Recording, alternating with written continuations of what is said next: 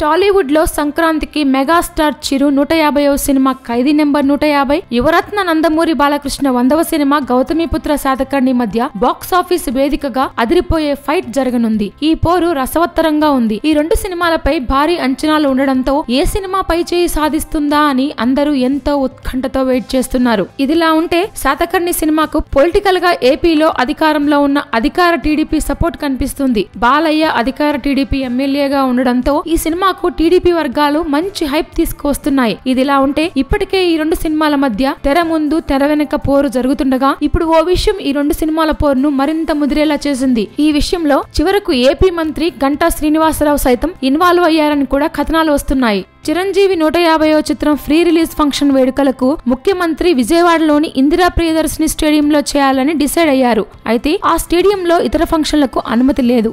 దీంతో ప్రభుత్వం నుంచి అనుమతి రాలేదు. దాంతో చిరు అభిమానులు ఏపీ ప్రభుత్వం కావాలనే చిరు ఖైదీ నెంబర్ 150 ఫంక్షన్ విజయవాడలో నిర్వహించేందుకు అనుమతులు ఇవ్వలేదని ఫైర్ అవుతున్నారు.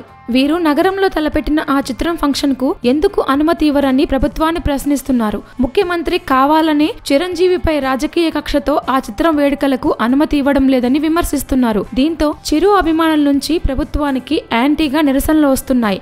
ఇది పెద్దది అయితే చంద్రబాబు సర్కార్ కావాలనే చిరు సినిమాకు ఇబ్బందులు క్రియేట్ చేస్తుందన్న ప్రచారం బయటకు వెళ్లేలా ఉంది. ఈ క్రమంలోనే మంత్రి గంటా ఏపీ ప్రభుత్వం తరపున రాయబారిగా రంగంలోకి దిగినట్టు తెలుస్తోంది. Please subscribe. Hi, it's me Purna. Please subscribe.